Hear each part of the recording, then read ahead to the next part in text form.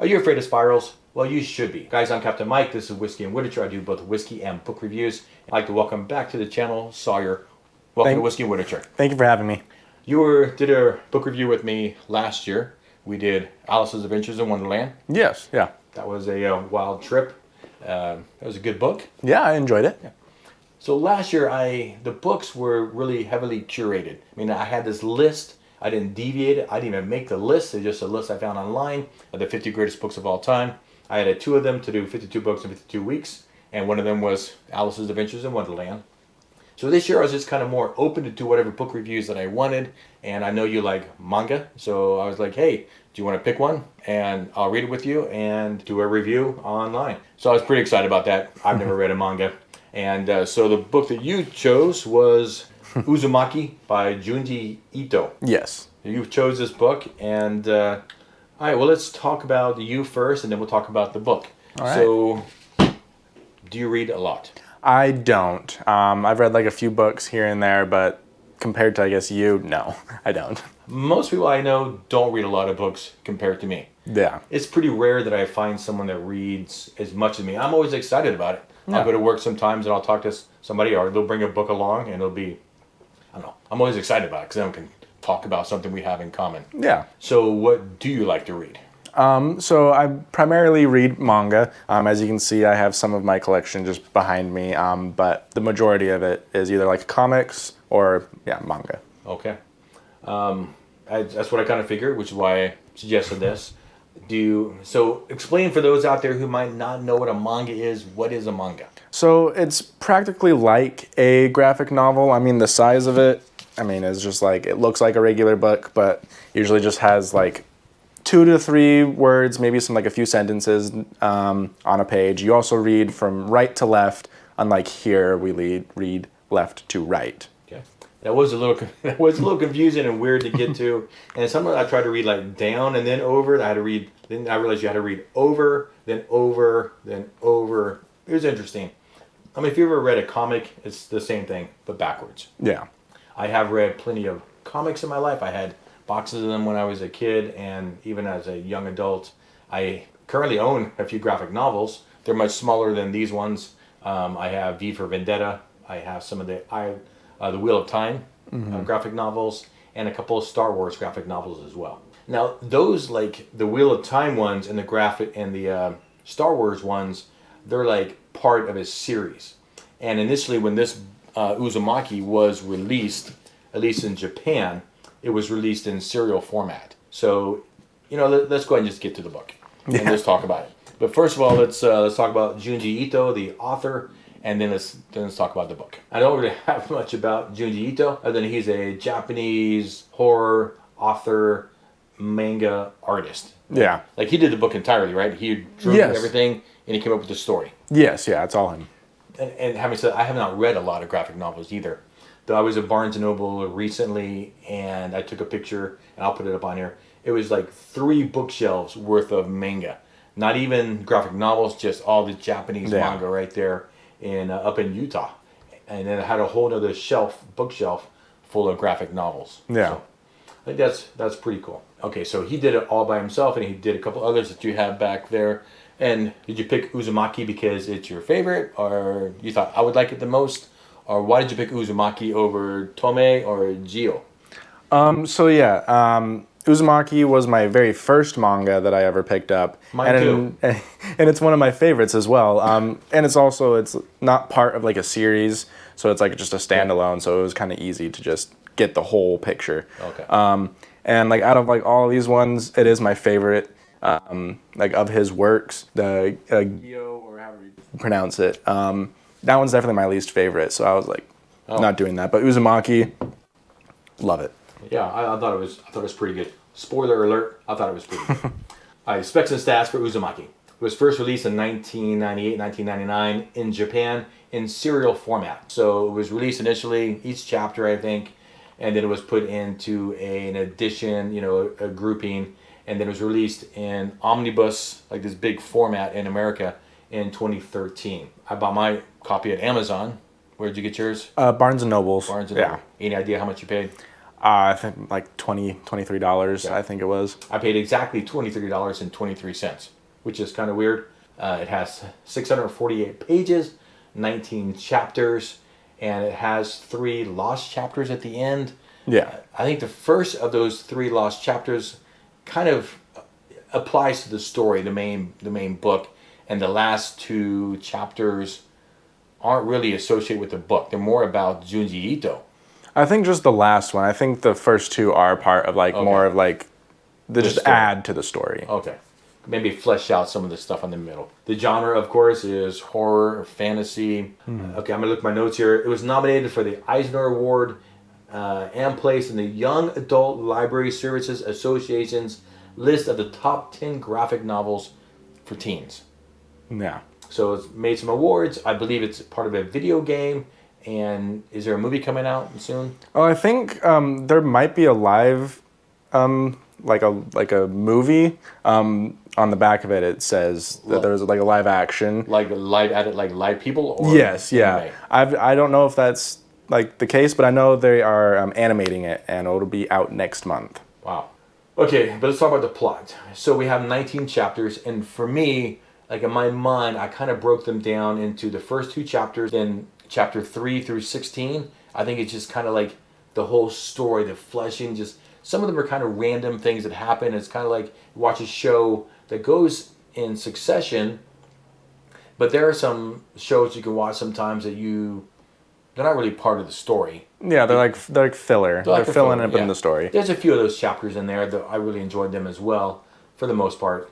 Just all the middle of the story, and then the last 3 chapters, 17, 18, and 19, I kind of think those are kind of the conclusion of the book. So let's talk kind of in those 3 groups. Mm-hmm. So we have a sleepy town in Japan, and we have 2 high schoolers, Kiri and Shuichi. Yeah. And they're kind of like each other. They're high schoolers. Uzumaki, so right here on the back, it says spirals. This town is contaminated with spirals. So that's kind of the underlying theme. So Shuichi's father becomes obsessed with him. Yeah. Like he's looking at the inside of a building and a snail, right? He gets all his clothes have spirals on them. And there's some panels that he's got spirals all over the walls, and everything he has, he's obsessed. He'll sit there and look at a drawing of a spiral for hours. Yeah, his whole like studying his house just became into just spirals, just everywhere. Kind of crazy. And to me, these, for the first 2 chapters, and they were called The Spiral Obsession, Part 1 and Part 2, I felt like they were pretty disturbing. Not really grotesque, just disturbing, because I felt like I could see someone doing that, becoming obsessed with something, and it kind of taking over their life, and nobody else understanding what was going on. At the very end of the first chapter, he orders this big tub or this big bowl. It's kind of a shallow bowl. Mm-hmm. And so I'm just reading this, and then all of a sudden I turn to the page, and this panel has this dude, and he's turned himself into a spiral in a grotesque form, and I'll put the panel up on here, into this bowl, and died. Yeah, there's no way anyone could survive that, because he just had to break probably every bone, and just, you can imagine it. Yeah, so I just read it, and also I turned to this panel, and that's the first, like, grotesque thing I saw in the book. So it's kind of a shock. And then, so he's cremated, and his ashes go into the sky, and then they spiral down into the center of the town, into Dragonfly Pond. And later in the story, or I think right there, Kiri's dad, he's a pottery maker. Yes. And he gets his clay from Dragonfly Pond, which is where Shuichi's father's ashes fell. That is part of the story. And then the chapter 2 is Shuichi's mother, who's upset, of course, that her husband has died in this manner. And she becomes obsessed with spirals inside of her own body. And this is a much more disturbing chapter, I think, than the first chapter. Definitely. And it has kind of some grotesque images, and we won't say anything else about that, other than the fact that she also dies at the end of this chapter, and her ashes, she's also cremated. They also spiral down into Dragonfly Pond. And that's kind of the beginning of the story, the beginning of the obsession and Shuichi, he's realized what's going on. He's kind of aware that these spirals are, he thinks the town is obsessed, or the town is not haunted, but well, yeah, because because he went to school outside of town, so he would notice something, like every time he came back, he was always like, something is weird here. Yeah, like, so he would spend his day out of town, come back, and then it's like you feel, yeah, exactly. So then we have the chapter 3 through 16, and for the most part, it just kind of moves the story along as the town becomes more and more obsessed with spirals. We have people turning into snails, like human-sized snails. We have spirals in hairs, spirals in on people's faces, and yeah. So it was, it just kind of, to me, it turned away from disturbing to kind of in a grotesque, like it's more horror at that point, right? Just kind of. Yeah, because there was the kid that got ran over by a car in that one, into the wheel, and you saw like the panel of him actually being like lodged into the wheel. Yes. And then him coming out of the ground, like he came to life for a little bit and had the spring from like the suspension spring. Yeah, like inside his body, and it's so bizarre. The spirals, including like tornadoes and whirlwinds and stuff, starts destroying the town, and there's these homes that have been in the town for a long time, and somehow they don't get destroyed. These are the little houses that are like no electricity and water, and only the poor people live there. And so as people's homes in the town get destroyed, they start moving into these abandoned homes, and they start filling up with more and more people. So then we get to chapters 17, 18, and 19. That was called The Escape, The Labyrinth, and The Completion. And that's chapter 19 is the last chapter in the book. So in The Escape, and in the middle, like people would disappear into the town from the outside. They would come to town and they could never get back out. And so I think Kiri and Suichi had tried to escape, and at this point they couldn't get out of the town anymore. There were multiple attempts. Like they tried to take off on a boat, and a big hurricane showed up out of nowhere. Yep. And then there was the tunnel where that turned into an endless spiral to just shoot them back out. Yep. But they decided one more time in chapter 17, we have to get out of town now because there's so much there's no food, people are being violent, so let's get away. Yeah. So Kiri, Suichi, and a random guy, I don't know who that kid was, but they're walking into the woods, and then there's another group of guys who are following them. I think it's 2 or 3 guys, and they're carrying a guy on a leash who's turning into a snail. Yeah. So these guys had eaten some snail people before. Like, I'm talking like the shell is like huge. It was to them a good source of nourishment. Yeah, and the only food source that they could find around there. Yeah. So the guy, he turns into a snail and they eat him. And then Kiri and Suichi and the other kid, they escape. And then the other group of guys, they chase them down right when the boy turns into a snail. So then they get so he escapes. And then these guys were talking about how much they like to eat snails, and they were like, getting so excited, and they're just remembering crawling into the spiral of the shell. As they were thinking about this and remembering it, like they turn into spirals themselves in the forest. I remember that. Yeah. So then Kiri and Suichi escape, but they end up back in the town, and this is where things go kind of weird, because now the entire town is destroyed, except these houses that were not able to be destroyed. And so what they had done, as Kiri and Suichi were trying to escape, is they added on to the houses. Now, one thing that's not totally clear as you're reading the book is that all these houses face into Dragonfly Pond. So as they add on to these abandoned houses, because there's more and more people moving into them, it turns into, as they add on to them, into a big spiral all the way through the town. So they left, and there was just a smattering of these houses, and they came back, and the whole town is just one complete spiral of a house. So you realize that as they're trying to escape, they were gone for years. So they're like, okay, we can't get away. We have to go back and see what's going on. So then they're trying to find Kiri's dad, because they hear that he's at Dragonfly Pond still making pottery. Yeah. So they're inside the spiral, following inside the spiral, trying to get all the way to the center, and then there's a couple piles of debris they can't get past, and so they cut through the houses sometimes to just get through. Yeah, so instead of following the spiral, they're trying to cut through the spiral through gaps in the houses or open doors. And there was another girl with them as well. Yeah. And to me, this was one of the most disturbing because, like, it's kind of like I was trying to imagine how this would be. To me, this was horrible. They had this girl with them. And so as they're cutting through the houses, there's all these people in there, and they've been so packed tight in there, they're all twisted and deformed and grown together.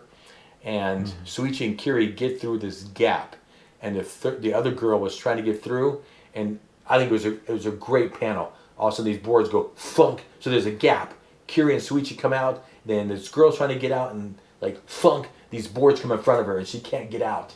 And I can feel the horror. It would be a great scene in a movie. Yeah, that scene or just panel was very, again, like it could be in a movie, and it would be like some intense scene with some crazy music. You can hear the music. You can hear the funk. These boards are nailed shut and seals her fate, and it was really, really well done. So as they're slicing through these houses trying to get to the center, they're all just full of these people who are just grotesque and grown together. And then all of a sudden, like, there's this big noise, like thunders of hooves and noise, and then all the people were gone. Yep, just disappeared. Gone. So they followed around, and it come to find out that the last house is spiraled all the way into Dragonfly Pond, which now is drained, and it led to a stairway down. So imagine like a lighthouse as it goes up, but now you're spiraling down in a stairway. So of course they don't just leave. I mean, they can't leave. So of course they've got to follow the spiraling staircase down. Anyway, so they're going down, and they're meeting some people who couldn't get all the way, didn't have the strength or whatever. Yeah. And this one guy, he grabs Kiri, I think. No, Shuichi. And they're kind of fighting, and he's trying to kick him off. And Shuichi and the guy end up falling off the staircase and down into the center. And we don't know where he goes. Yep. So what does Kiri do? She goes down. She keeps going down. Because that's, of course, what I would do, too. In this. So anyway, she follows down the staircase and comes down to the bottom. So she finds down there this, if you will, it's a fantastical world of spirals. Yep. I mean, imagine like a big cave system, but instead of stalactites and stalagmites, I think, yeah. There's just spirals everywhere. And instead of the ground being rock and stuff, it's the people. It's the people. All smushed together. You'll see on like the bottom of the panel, just everyone just deformed, all staring. They're also like staring at the center of the spiral. Now, some of them are getting petrified? Yeah, some of them are still alive, and then some of them are petrified. I don't know. I can't remember why they're getting petrified. I think they're just down there longer or something like that. Yeah. So of course Kiri finds Shuichi down there, and we're going to stop right there. Yep. We're not going to say even how it ends. I think you should read the book. I think it was pretty great. Yeah, just read it for yourselves. It's a great story, great build up, and that very last little bit. I mean, you'll just have to read it for yourselves. I think you should. And again, we have those lost chapters after those, but bam, the 19 chapters. Those are Uzumaki by Junji Ito. For me, overall, I've never read a manga before. I've read plenty of comics and things like that, and some graphic novels. And my first experience with it was overall really, really was great.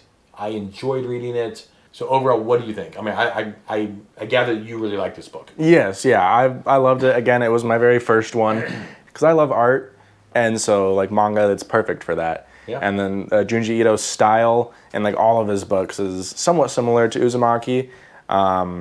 It's just like horror, and then like some panels he'll do like a full like 2 pages for just like one little panel, and it's just crazy. It's amazing.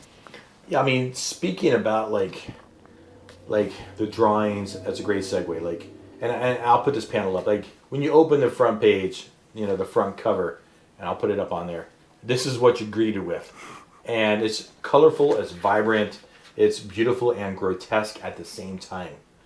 And I actually really like this the very first panel, and even like this panel here, like all the I think this is a really nice panel, Again, I'll put it up on there. I'm not going to show you the entire book. And actually, this is my favorite of the sequence. Oh, okay, yeah, that's this nice. one is so well done, so intricate, so much detail in there. This would actually be a really killer jigsaw puzzle. Puzzle? Oh, that would take forever. If you're listening to Junji Ito, I know you're not going to watch this Junji Ito, but I think you should make this panel into a jigsaw puzzle. But I was really hooked with the first couple panels. I mean, most of the book is black and white, which is fine. The first couple panels are all color and just really, really well done. Do you have a favorite panel? I do. It's from the Lost chapters, just like in Okay. the very one of the last panels. It's like a page and a half of just like this full-on view of a sky. There's a big galaxy that's like a spiral galaxy that's like taking over, I don't know, people's minds. Yeah. So what do you like about that one? I don't know. It's just like the galaxies look nice. I'll put it up on there, but there it is. Yeah, I mean, this was kind of a crazy chapter. But as it built up, only no one could see the galaxy with their naked eye. Yeah. And then all of a sudden, boom, it just shows up out of nowhere, and then it turns the guy that was obsessed, who found the galaxy first. He got sucked up. He kind of blew up, and then got turned into a galaxy, and then boom, all of them were just gone. No one, astronomers or people that, astronomers. Yeah. They couldn't find them again. But if you were in that town, everyone saw it, but it was just gone. I don't know. I really liked that chapter. Yeah. Let's see. For me, panels, definitely those beginning ones, I think are really, really well done. Mm-hmm. But for me, it's in the completion, in the final chapter, when they finally get down to the bottom. Whoa. Yeah. I had it. It shows you that whole... The whole scene. The whole... It says City of Spirals. Yeah, the under... the cave system. I think it's just really nice. Really, I think it looks really cool. And then you're like, oh, it looks so beautiful. And you look down the bottom, you realize, oh, these are bodies. And then you're like, it's a big contrast between the kind of fun, chocolate factory kind of, kind of funnish. And then you're like, oh, shit, there's a bunch of dead people down there. That's a crazy contrast, and I think it's really beautiful, really well done. So that's one of the reasons that people, of course, read these, is because of the artwork. I think is as big a part as the story itself. What about chapters? I have a favorite chapter.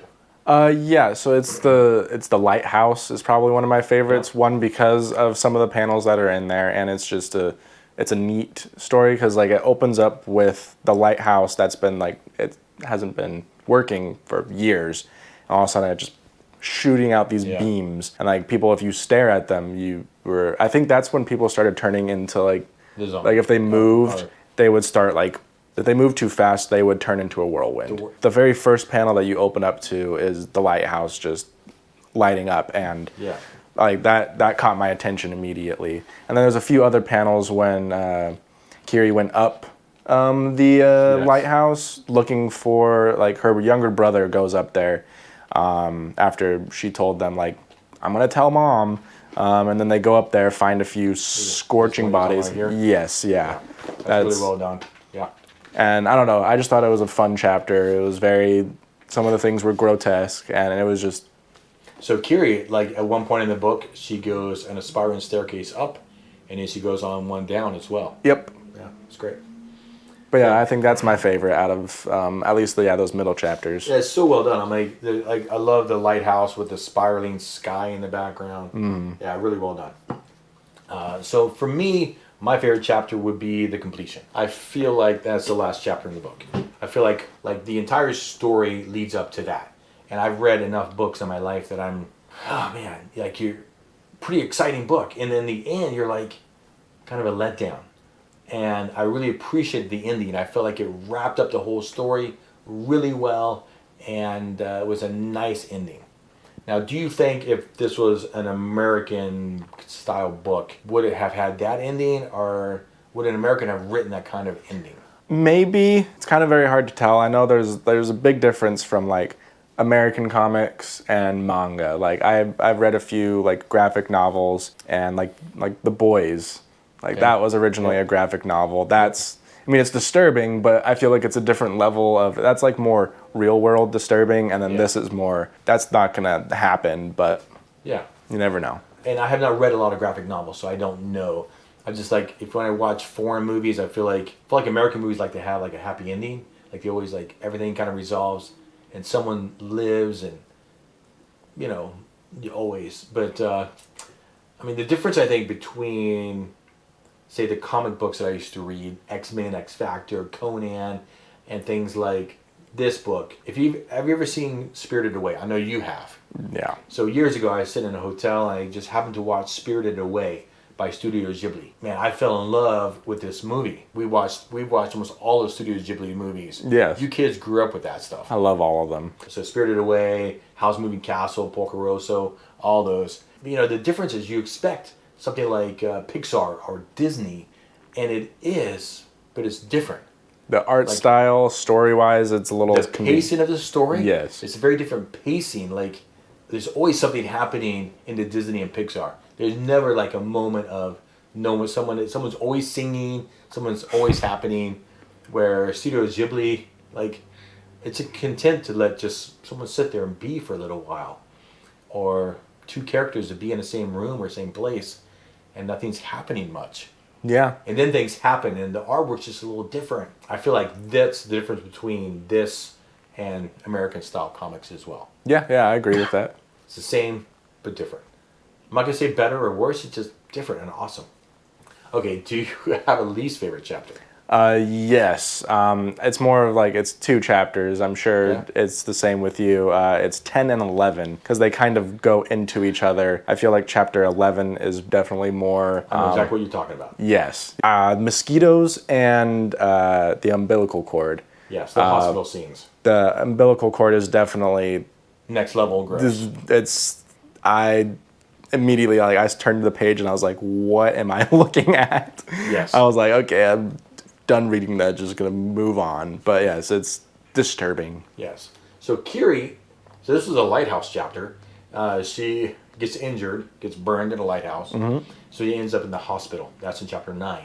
And then people in the hospital start dying, and they have bites all over them and holes in them. So one night, Kiri gets up, trying to figure out what's going on, and there's a bunch of prego ladies running around with hand drills, and they're draining people through holes in their body. Yeah. Super disturbing. It gets even worse in the next chapter because the pregnant women have their babies. And I'm not going to talk about it. It's just like next level. We'll have to censor a little bit of it, but we can put up a panel just to give you an idea of what it will be. It's called the umbilical cord.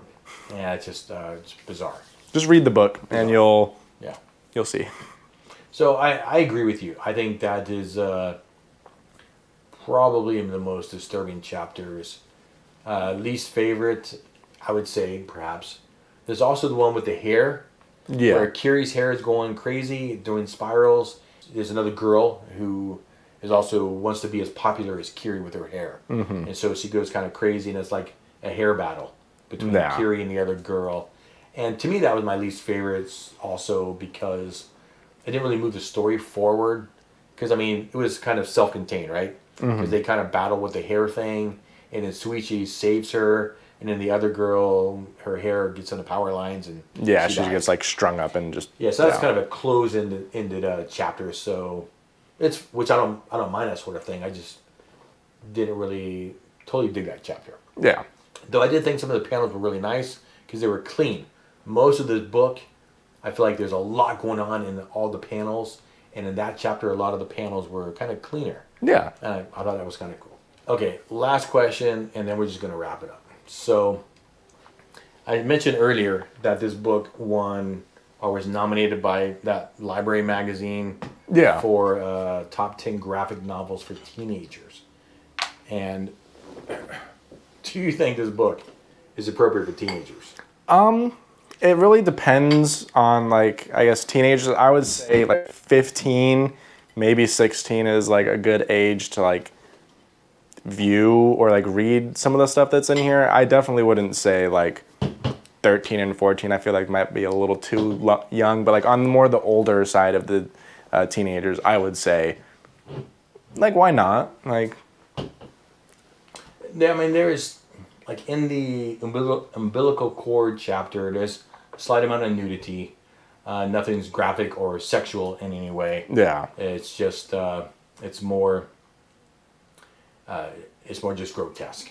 So, I mean, I know the kids of today, they're watching crazier stuff in this anyway. So, I'll give it that. I was a little uncomfortable initially when I read that and kind of surprised because I think of comic books and then graphic novels. Comic books for kids and can be for adults, but then graphic novels are for an older, more mature audience. But yeah, 15, 16, sure, it could be appropriate. Yeah. I guess. Okay, anything to add? No, I think we've hit everything. So, question for you guys: have you read Uzumaki? Have you read any Junji Ito or other mangas? Honestly, I don't know. Like, I really enjoyed it, and I would love to just read all those mangas at Barnes and Noble. I don't really have all that much time to do that. I mean, I'm reading Atlas Shrugged right now, which is almost 1,100 pages long, and so I have other books that I want to read. So, I mean, I wouldn't be opposed to maybe doing another one with you next year as well. Yeah, but maybe also one that's not a manga. Yeah. Maybe I'll get to pick another one for you. Oh, yeah, no, I, again, would always be down to come back. Awesome. But just curious if you guys have read one, if you, what your thoughts are on Uzumaki or mangas in general. It was great. If you have a suggestion for one, you can kind of see what's on Sawyer's shelf, perhaps. And if not, if you have any questions, let us know in the comments below and we can answer them. If you want to know what kind of other mangas Sawyer has read, or if you have suggestions for us. But if you enjoyed the video, like it, subscribe to see more of my content. Again, I do both whiskey and book reviews. And we are going to do, it's going to be a separate video right after this, and then we'll link it below. We're going to do this Japanese, or this whiskey from Japan, this Shin blended whiskey. It's a finished in Mizunara. We can see we've been hitting this just a little bit. So I did whiskey reviews last year with your siblings. I did it with you because you weren't 21. But now you are, so we're going to do a whiskey video. But anyway, if you enjoyed it, like it, subscribe to see more of my content. But for now, my friends, you know what to do. I hope you're reading something good and drinking something great. Turn the pages, my friends, and stay thirsty. Cheers.